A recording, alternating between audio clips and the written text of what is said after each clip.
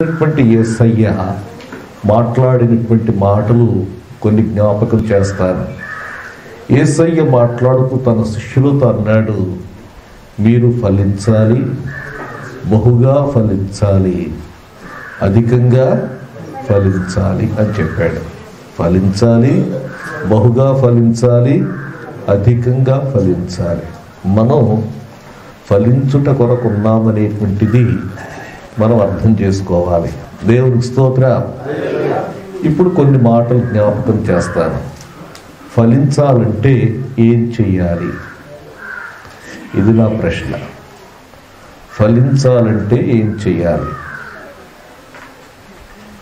ఏం చేస్తే ఫలిస్తాం? చెప్పమ్మా, ఎవరు చెప్తారు? అయ్యా,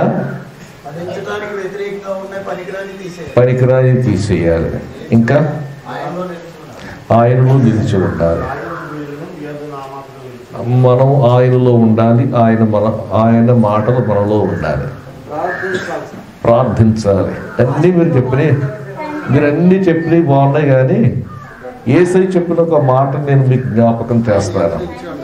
పరిశుద్ధ గ్రంథం నుండి యోహాను సువార్త 12వ అధ్యాయానికి రండి. యోహాను సువార్త 12వ అధ్యాయం 24వ వచనం. గోధుమ గింజ భూమిలో పడి చావకుండిన ఎడల అది ఒంటిగానే యుండును, అది చచ్చిన ఎడల విస్తారముగా ఫలించును. దేవునికి స్తోత్రం కలుగునుగాక. ప్రియులారా, ఈ మాటలు ప్రభువైనటువంటి యేసయ్య మాట్లాడినటువంటి మాటలు. ఈ మాటలు ఏ సందర్భంగా మాట్లాడాడంటే, ఆయన మహిమ పొందవలసిన గడియ వచ్చింది. ఆ మహిమ పొందవలసిన గడియ వచ్చినప్పుడు ఈ మాటలు ఆ గ్రీసు దేశస్థులను యేసయ్య దగ్గరకు తీసుకొని వచ్చినటువంటి మరి ఫిలిప్పు, ఆంద్రేయులతో ప్రభు అయినటువంటి యేసయ్య మాట్లాడుతూ ఉన్నాడు. అక్కడ ఒక పండగ జరుగుతుంది. ఈ పండగ జరుగుతున్నప్పుడు ఈ పండుగలో ఆరాధించడానికి గ్రీసు దేశస్థులు కొందరు వచ్చారు. ఈ పండుగ పస్కా పండుగ. ఈ పస్కా పండుగలో పాలు పంపులు పొందవలసిన వారు ఎవరంటే యూదులైనటువంటి వారు మాత్రమే పాలు పొందాలి. అన్య జనాంగం ఎవరూ కూడా పాలు పంపులు పొందడానికి వీల్లేదు. ఈ పండుగ యూదుల కొరకు నిర్దేశింపబడినటువంటి పండుగ. సనాతనమైనటువంటి యూదులు వారికి 3 ప్రాముఖ్యమైనటువంటి పండుగలు ఉన్నాయి. ఈ 3 ప్రాముఖ్యమైనటువంటి పండుగలకు వారు యెరూషలేము పట్టణానికి వెళతారు. వీటిలో మొట్టమొదటిది పస్కా పండుగ. ఈ పస్కా పండుగకు యూదులైనటువంటి వారంతా కూడా యెరూషలేము పట్టణానికి వెళతారు. రెండవది వారముల పండుగ. దీనినే పెంతెకోస్తు పండుగ అంటారు. ఈ పెంతెకోస్తు పండుగ కూడా యూదులైనటువంటి వారు యెరూషలేము పట్టణానికి వెళతారు. మూడవది ఆలయ ప్రతిష్ఠిత పండుగ. ఈ పండుగకు కూడా యూదులైనటువంటి వారు వెళతారు. ఈ 3 కూడా చాలా ప్రాముఖ్యమైనటువంటి పండుగలు ఇవి. ఈ పండుగలకు యూదులైనటువంటి వారు వెళతారు. అయితే గ్రీసు దేశస్థులు కూడా వెళ్ళారు. గ్రీసు దేశస్థులు కూడా వెళ్ళారంటే అర్థం ఏంటంటే, వారు కూడా యూదులైన ప్రజలు ఏ దేవునినైతే విశ్వసించారో వీరు కూడా ఆ దేవుని విశ్వసించారు కాబట్టి వారు కూడా ఆ పండుగలో ఆయనను ఆరాధించడానికి వెళ్ళారు అనేటువంటి మాట మనం చూస్తూ ఉన్నాం. ఆ పండుగలో ఆరాధింపవ వచ్చిన వారిలో కొందరు గ్రీసు దేశస్థులుండిరి. దేవుని స్తోత్రం కలుగునగా. హల్లెలూయా. ఈ గ్రీసు దేశస్థులు కూడా ఆరాధించడానికి ఆ యొక్క మరి పండుగకు యెరూషలేము పట్టణానికి వెళ్ళినట్లుగా మనం చూస్తూ ఉన్నాం. ఈ పండుగకు వెళ్ళిన తర్వాత వారు ఏం చేస్తున్నారంటే ఫిలిప్పును అడుగుతూ ఉన్నారు. ఏమంటున్నారు? వారు గలిలయలోని బేత్సయిదా వాడైన ఫిలిప్పు నొద్దకు వచ్చి. ఇక్కడ ఒక మాట గమనించాలి. ఫిలిప్పు దగ్గరికి ఎందుకు రావాలి? ఇంకా మిగతా వాళ్ళు ఉన్నారుగా, పేతురు ఉన్నాడు, ఇంకా చాలామంది ఉన్నారు కదా. ఫిలిప్పు దగ్గరికి ఎందుకు వచ్చాడంటే ఫిలిప్పు అనేటువంటి పేరు గ్రీకు పేరు. ఈ గ్రీసు దేశస్తులు మనవడే కదా అని చెప్పి ఫిలిప్పు దగ్గరకు వచ్చారు. ఫిలిప్పు దగ్గరకు వచ్చి అడుగుతూ ఉన్నారు, మేము యేసును చూడగోరుచున్నాం. వారి యొక్క ఆశ ఏంటంటే యేసుని చూడాలని వచ్చారు. దేవునికి స్తోత్రం కలుగునుగాక.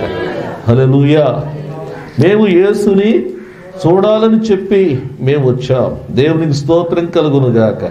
హల్లెలూయా.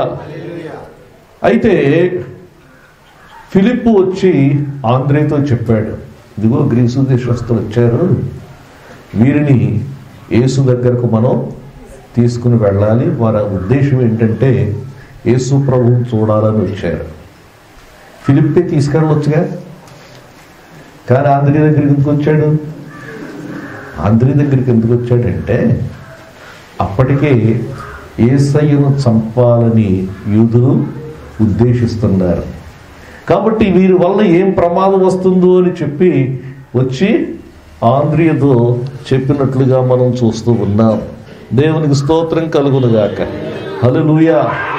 అప్పుడు ఫిలిప్పును ఆంద్రియు వచ్చి యేసుతో చెప్పారు. ఇద్దరు కలిసి వచ్చి యేసు ప్రభుతో చెప్పారు. యేసు ప్రభుతో చెప్పిన తర్వాత యేసయ్య అన్నటువంటి మాటలు మనం చూద్దాం. ఏం చుట్టకొచ్చారా చూద్దాం అని అన్నాడా? అనలేదుగా. దేవునికి స్తోత్రం కలుగునుగాక. హల్లెలూయా. యేసు ఒక మాట అంటూ ఉన్నాడు. 23వ వచనం. అందుకు యేసు వారితో ఇట్లైనను. వారితో ఈ మాటలు చెప్తా ఉన్నాడు. ఫిలిప్పు ఆంద్రియతో ఈ మాటలు చెప్తా ఉన్నాడు.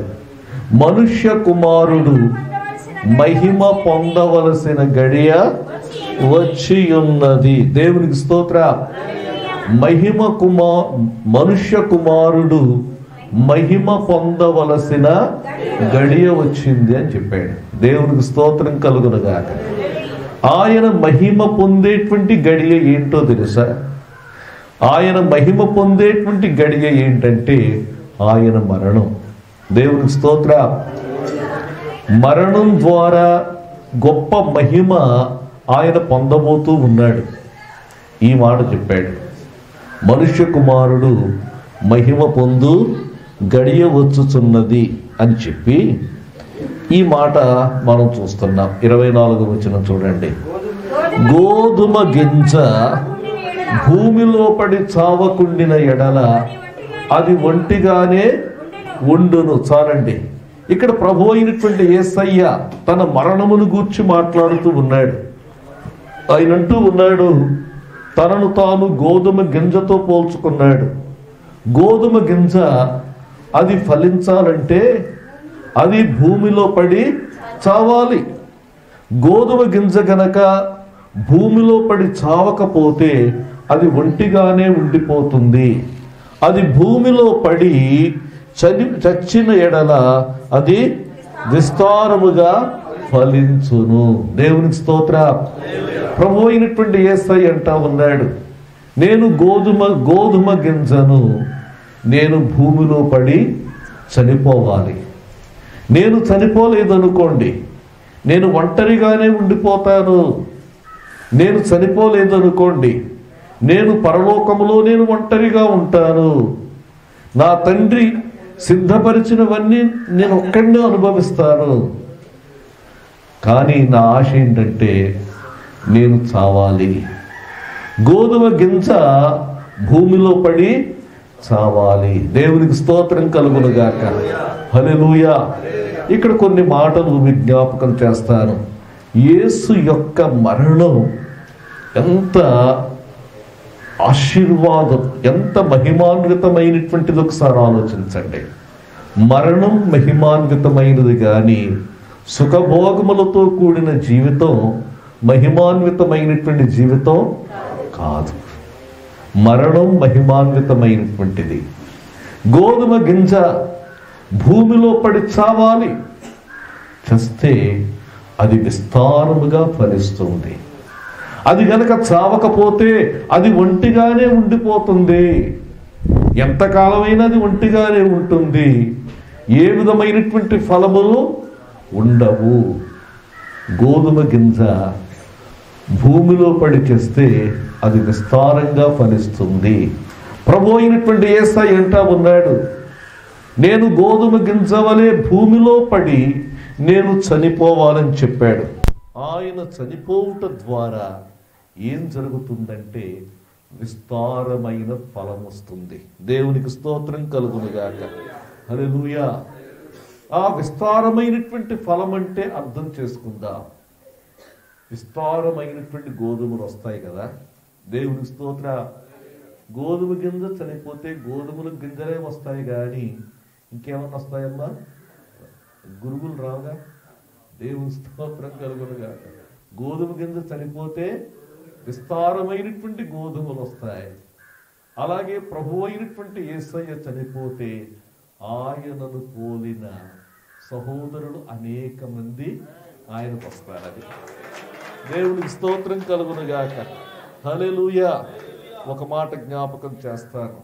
రోమా పత్రిక 8వ అధ్యాయం 29వ వచనం చూడండి. రోమా పత్రిక 8వ అధ్యాయం 29వ వచనం. తన కుమారుడు అనేక సహోదరులలో చూడండి, ఆయన జ్యేష్ఠుడైతే మిగిలిన వారంతా కూడా ఏమవుతారు? ఆయనకు సహోదరులు అవుతారు. తన కుమారుడు జ్యేష్ఠుడగునట్లు చూడండి, దేవుడు ముందుగా ఎవరిని ఎరిగేనో వారు తన కుమారునితో తన కుమారుని వంటి వారు కావాలని చెప్పి, స్వారూప్యము గలవారు కావాలని చెప్పి, ఇక్కడ చాలా విషయాలు ఉన్నాయండి. ఇక్కడ మనం చదువుకుంటే చాలా విషయాలు ఉన్నాయి. యేసయ్య దేవునికి అద్వితీయ కుమారుడు, తండ్రికి అద్వితీయ కుమారుడు. కానీ ఆయన జ్యేష్ఠుడు కావాలంటే యేసయ్యకి ఎవరు కావాలి? సహోదరులు కావాలి. సహోదరులు లేకుండా యేసు జ్యేష్ఠుడు కాలేడు. దేవునికి స్తోత్రం కలుగునుగాక. హల్లెలూయా. సహోదరులు లేకుండా యేసు జ్యేష్ఠుడు కాలేడు. ఆయన జ్యేష్ఠుడు కావాలంటే ఆయనకి ఎవరు కావాలి? సహోదరులు కావాలి. దేవునికి స్తోత్రం కలుగునుగాక. ఈ సహోదరులే లేకపోతే పరలోకములో ఆయన ఒంటరి అయిపోతాడు. అది దేవుని స్తోత్రం కలుగునుగాక. ఆయన అద్వితీయ కుమారునిగానే మిగిలిపోతాడు. కానీ దేవుని యొక్క సంకల్పం ఏంటో తెలుసా? నా కొడుకు అన్నదమ్ములు కావాలి. అన్నలక్కర్లేదు, అందరూ తమ్ముళ్ళే. నా కొడుక్కి తమ్ముళ్ళు కావాలి అని చెప్పి ఆయన సంకల్పం ఈ విధంగా నెరవేర్చాడు. దేవుని స్తోత్రం కలుగునుగాక. హెబ్రీ పత్రిక 2వ అధ్యాయం 10వ వచనం నుండి 15వ వచనం వరకు చూడండి. చదవద్దు కానీ యేసయ్య ఈ గోధుమ గింజ భూమిలో పడి చనిపోవుట వలన జరిగిందేంటో తెలుసా? విస్తారమైనటువంటి గోధుమలు వచ్చాయి. దేవునికి స్తోత్రం కలుగునుగాక. హల్లెలూయా. రెండవ మాట చెప్తాను నేను. గోధుమ గింజ భూమిలో పడి చనిపోయింది కదా. యేసుక్రీస్తు మరణము ద్వారా మనకు వనగూడిన మేలేమిటో చూడాలి. మనము ఆయనతో పాటు ఆయనకు సహోదరులమయ్యా. దేవుని ఇంటిలో బిడ్డలమయ్యా. రెండవది, యేసు చనిపోవుట ద్వారా, యేసు మరణించుట ద్వారా మనకు కలిగిన మరొక ప్రయోజనం ఏంటంటే జీవము, నిత్య జీవము లేక జీవము. యేసయ్య అన్నాడు, నేను గొర్రెలకు మంచి కాపరిని, మంచి కాపరి గొర్రెల కొరకు ప్రాణము పెట్టును. మంచి కాపరి గొర్రెల కొరకు ప్రాణము పెట్టును. గొర్రెలకు జీవము కలుగుటకును అది సమృద్ధిగా కలుగుటకును నేను వచ్చాను అని చెప్పాడు. దేవునికి స్తోత్రం కలుగును గాక. యేసు ప్రాణం పెట్టుట ద్వారా మనకు వనగూడినటువంటి మేలేంటంటే ఆయన జీవం మనకు వచ్చింది. దేవునికి స్తోత్ర. ఏమొచ్చింది? ఏ జీవం? ఏ జీవం? ఆయనలో ఏ జీవమైతే ఉందో ఆ జీవము మనలోనికి వచ్చింది. దేవునికి స్తోత్ర. ఆయనలో జీవం ఉండెను. ఆయనలో ఉన్న జీవము శ్రేష్టమైనటువంటి జీవం. దేవునికి స్తోత్ర. ఆయనలో ఉన్నటువంటి జీవం శ్రేష్టమైనటువంటి జీవం. ఈ జీవం మనలోనికి వచ్చింది. దేవుని స్తోత్రం కలుగును గాక. గోధుమ గింజలో ఏ జీవమైతే ఉంటుందో మిగిలిన గింజల్లో అదే ఉంటుంది కదమ్మా. ఏ గింజ అయితే మనం విత్తామో అది తీయని గింజ అనుకోండి, చేదు గింజ ముడుస్తుందా? దేవుని స్తోత్రం కలుగును గాక. యేసులో ఏ జీవమైతే ఉందో అదే జీవము నీకు నాకు అనుగ్రహింపబడింది. దేవుని స్తోత్ర. హల్లెలూయా. యేసయ్య చెప్పాడు, పునరుత్థానమును జీవమును నేనే. నా యందు విశ్వాసముంచువాడు ఎన్నటికి చనిపోడు. బ్రతికి నా యందు విశ్వాసముంచువాడు చనిపోయినను బ్రతుకును. దేవునికి స్తోత్రం కలుగును గాక. ఈ జీవం మనలో ఇవ్వడానికి ఆయన ఏం కష్టపడి తెలుసా? చనిపోయాడు. దేవునికి స్తోత్రం కలుగును గాక. హల్లెలూయా. ఈ జీవము యొక్క గొప్పతనం చెప్తాను చూడండి. పౌలు భక్తుడు చెప్పాడు, క్రీస్తు యేసు నందు జీవము నిత్యు ఆత్మ నియమం. ఈ మాట్లాడితే కొంచెం జాగ్రత్తగా వినాలి. క్రీస్తు యేసు నందు జీవము నిత్యు ఆత్మ నియమం నన్ను ఏం చేసిందంటే పాప మరణముల నియమము నుండి నన్ను విడిపించింది. దేవునికి స్తోత్ర. ఇది చాలా అద్భుతమైనటువంటి మాట. పాప మరణముల నియమం మనలో పనిచేస్తా ఉంది. ఈ నియమము నుండి మనం విడిపింపబడాలంటే ఈ జీవం మనలో పనిచేయాలి. ఈ జీవం పనిచేయడానికి, ఈ జీవాన్ని మనం కలిగి ఉండడానికి ప్రభు అయినటువంటి యేసయ్య ఏం చేశారంటే తన ప్రాణమును పెట్టారు. దేవుని స్తోత్ర. యేసయ్య మరణించుట ద్వారా మనకు కలిగినటువంటి ప్రయోజనాలు మీకు జ్ఞాపకం చేస్తా ఉన్నారు. ఒకటి, మనము ఆయనకు సహోదరులు. రెండవది, ఆయన జీవాన్ని మనము కలిగి ఉందాం. దేవునికి స్తోత్రం కలుగును గాక. హల్లెలూయా. మూడవ మాట జ్ఞాపకం చేస్తారు. మూడవ మాట ఏంటంటే ఇది మనకు మేలు. యేసయ్య మన కొరకు మరణించడం మేలు. దేవుని స్తోత్రం కలుగును గాక. హల్లెలూయా. ఏమిటండి మేలు? ఈ మాట అన్నది ప్రధాన యాజకుడు అన్నాడు.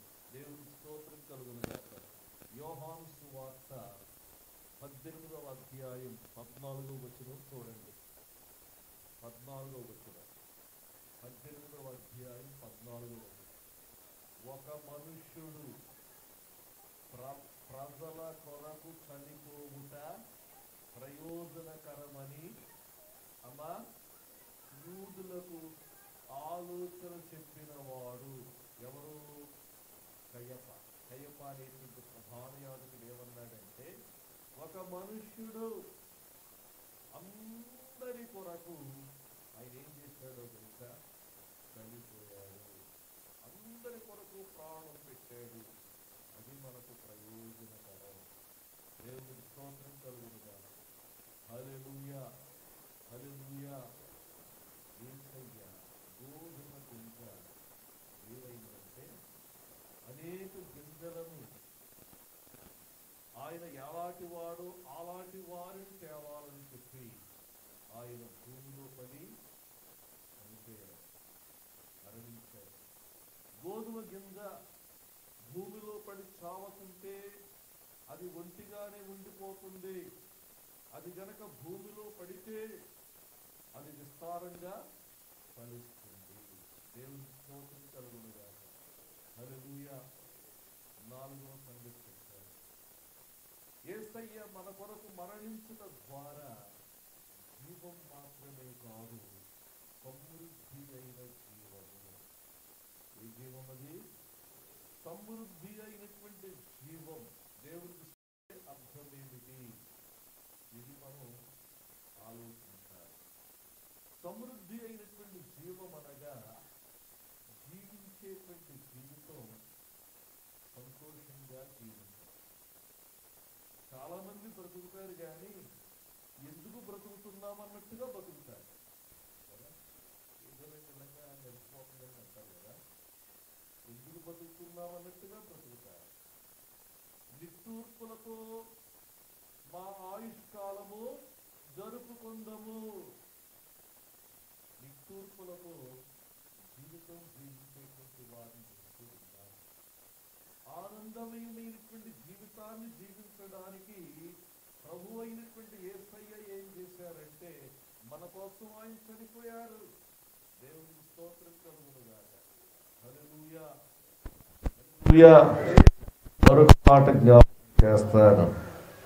5వది. 5ఏనమ్మా? 5. యేసయ్య మన కొరకు మరణించుట ద్వారా మనము శాపము నుండి, ధర్మశాస్త్ర శాపము నుండి విడిపించబడ్డాము అనేటువంటిది జ్ఞాపకం చేసుకోవాలి. దేవునికి స్తోత్రం కలుగునుగాక. హల్లెలూయా. మనము ధర్మశాస్త్ర శాపం, ఎందుకంటే ప్రభు అయినటువంటి యేసయ్య సిలువలో వేలాడారు. మ్రాను మీద వేలాడు ప్రతివాడును శాపగ్రస్తుడు. యేసు సిలువలో వేలాడుతూ ఉన్నప్పుడు మానవాళిపై ఉన్నటువంటి ప్రతి శాపము కూడా ప్రభు అయినటువంటి యేసయ్య భరించాడు. దేవునికి స్తోత్రం కలుగునుగాక. ఇది మీకు అర్థం అవడానికి 1-2 మాటలు దీనికి జోడించి చెప్తాను. మనుష్యులు శాపం క్రింద జీవిస్తే ఎలాగుంటుంది జీవితం? ఎప్పుడైనా ఆలోచించారా?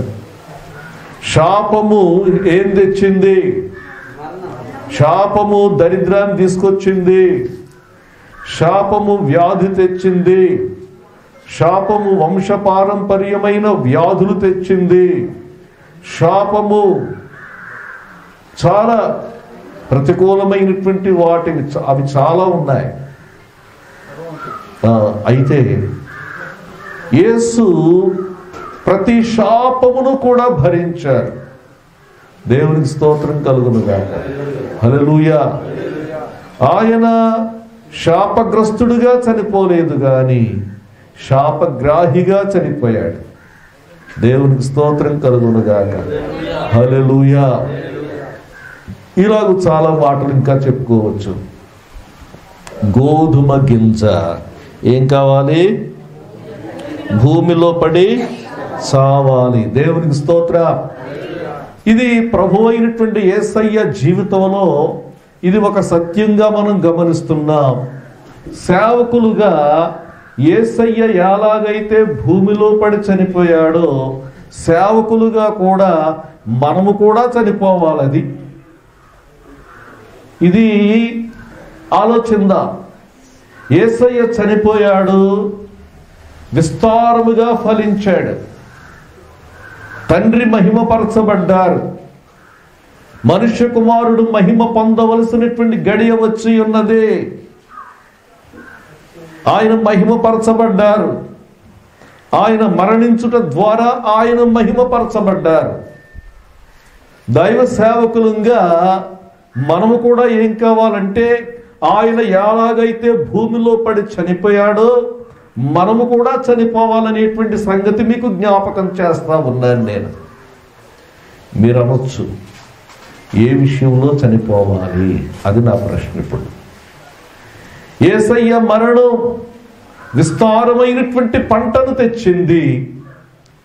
సేవకులారా, మనం కూడా మరణిస్తే విస్తారమైనటువంటి పంటను మనం తీసుకొస్తాం.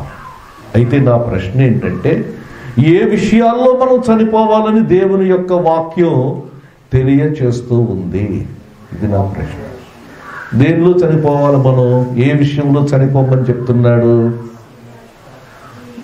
అమ్మా, ఏ విషయంలో చనిపోవాలని చెప్తున్నాడు? పాపము విషయంలో చనిపోవాలి. ఏ విషయంలో బ్రతకాలి? నీతి విషయంలో బ్రతకాలి. దేవుని యొక్క వాక్యములో మనం చూద్దాం. పరిశుద్ధ గ్రంథం నుండి పేతురు వ్రాసిన మొదటి పత్రికకు రండి. పేతురు వ్రాసిన మొదటి పత్రిక 2వ అధ్యాయంలో ఈ మాటలు మనం చూస్తున్నాం. 24వ వచనం, మనము పాపముల విషయమై చనిపోయి నీతి విషయమై జీవించున్నట్లు. చాలండి. దేనిలో చనిపోవాలని చెప్తున్నాడు? పాపము విషయమై చనిపోయి, పాపముల విషయమై చనిపోవాలి. దేవునికి స్తోత్రం కలుగునుగాక. హల్లెలూయా. పాపముల విషయమై మనం చనిపోవాలి. ప్రియులారా, ఒకసారి మనం జ్ఞాపకం చేసుకుందాం. సేవకులంగా పాపముల విషయమై మనం చనిపోతే మనము నీతి విషయమై జీవిస్తాం. పాపముల విషయమై చనిపోవడం అంటే ఎలాగూ? ఇది మనం ఆలోచించాలి. దేవునికి స్తోత్రం కలుగునుగాక. హల్లెలూయా. అపోస్తలుడైనటువంటి పౌలు గారు అంటాడు, నేను క్రీస్తుతో కూడా సిలువ వేయబడి ఉన్నాను.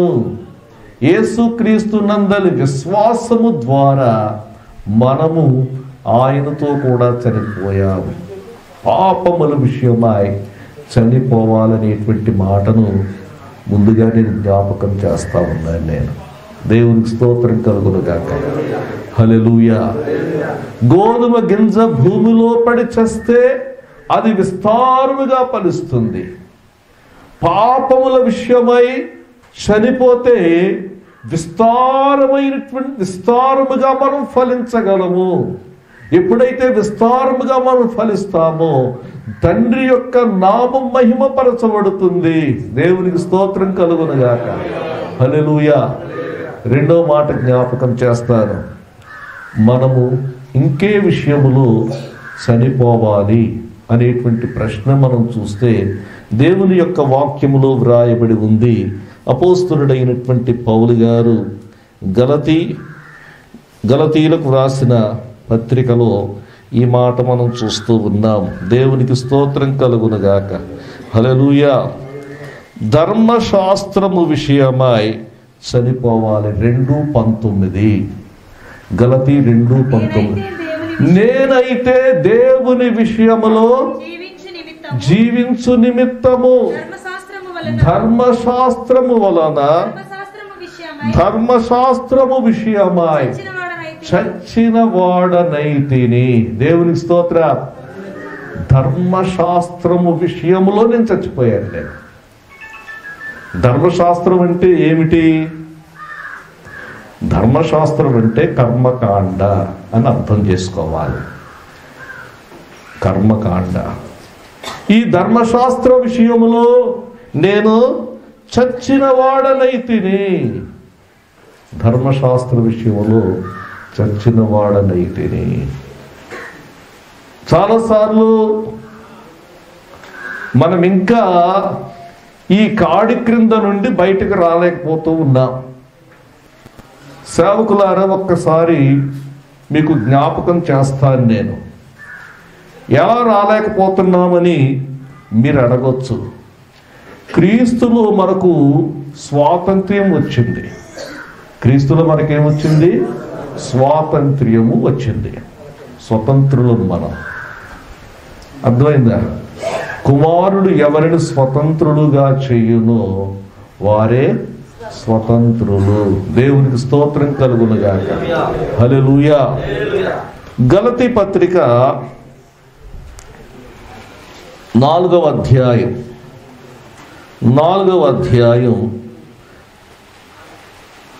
10వ వచనం 9వ వచనం చూస్తే చివరి మాట చదువుతారు. మీరు దినములను, మాసములను, ఉత్సవ కాలములను, సంవత్సరములను ఆచరించుచున్నారు. మీ విషయమై నేను పడిన కష్టము మిమ్మును గూర్చి భయపడుతున్నాను. ఒకసారి ఆలోచిద్దాం. క్రీస్తులో మనం స్వతంత్రత ఉంది. పరిశుద్ధాత్ముడు మనను స్వతంత్రులుగా చేశాడు. అయితే మనం ధర్మశాస్త్ర విషయంలో చనిపోలేదు. మనం మరలా కాడి క్రిందికి వెళుతున్నాం. దినములను ఆచరిస్తున్నాం కదా. ఏమిటి దినాలను ఆచరించడం? ఈనాడు క్రైస్తవ సంఘాల్లో మనం చూస్తూ ఉన్నాం. రోజులకు ఎంత ప్రాధాన్యత ఇస్తారో, రోజులకు ఎంత ప్రాధాన్యత ఇస్తారో, సంవత్సరాలకు ఎంత ప్రాధాన్యత ఇస్తారో, మాసములకు ఎంత ప్రాధాన్యతనిస్తారో మనం చూస్తూ ఉన్నాం. ఇవన్నీ కూడా ఏంటంటే ధర్మశాస్త్రం.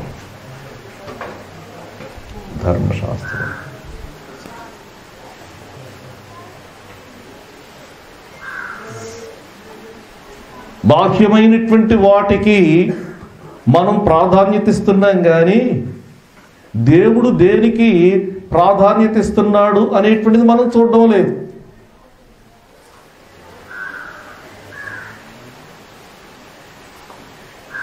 మీకు ఒక మాట జ్ఞాపకం చేస్తాను. యేసు ప్రభువారు విశ్రాంతి దినమున ఒక వ్యక్తిని స్వస్థపరిచాడు. స్వస్థపరచడం మంచిదే కాదా? మరి ఆ రోజు ఎందుకు చేయాలి? ఆ రోజు నుంచి పక్క తర్వాత రోజు చేయొచ్చుగా. అయ్యా, ఆచారం. మీరు మీ యొక్క పారంపర్యాచారమును బట్టి మీరు దేవుని యొక్క వాక్యమును నిరర్ధకము చేయుచున్నారు. విశ్రాంతి దినమున నీ గాడిద లేక నీ యొక్క ఎద్దు గుంటలో పడిందంటే వదిలిపెట్టేస్తావా? రేపు వచ్చి తీస్తానన్నావు అనుకో, ఈ లోపల చచ్చిపోయిందనుకో, ఎంత నష్టం? అవునా కాదా?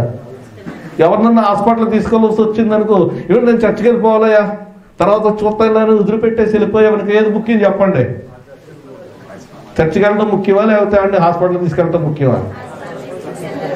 నేను హాస్పిటల్కి తీసుకెళ్ళటలో నేను దేవుడిని ఆరాధించినట్టే లెక్క. అక్కడ అర్థమైందా? నేను హాస్పిటల్ తీసుకెళ్తున్నానంటే అక్కడ దేవుడిని నేను ఏం చేస్తున్నాను? ఆరాధిస్తున్నాను. నేను దేవునికి స్తోత్రం కలుగునుగాక, ప్రభువుని బట్టి చేస్తున్నాను నా పని. మీకు అది నచ్చిందా నచ్చలేదు ఈ విషయం? నచ్చనోళ్ళు అందరూ పరిశీలన అన్నమాట. దేవునికి స్తోత్రం కలుగునుగాక. హల్లెలూయా. ధర్మశాస్త్ర విషయంలో నేను చచ్చిన వాడను.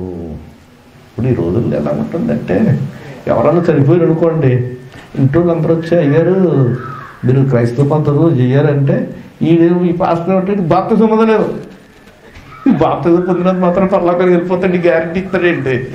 దేవుని స్తోత్రం కలుగునుగాక. హల్లెలూయా. ఇవన్నీ ఏంటంటే ధర్మశాస్త్రం. కృపకే మనం దాసులం కానీ ధర్మశాస్త్రానికి దాసులం కాదు. దేవుని ధర్మశాస్త్రం విషయంలో చనిపోవాలి, పాపం విషయంలో చనిపోవాలి.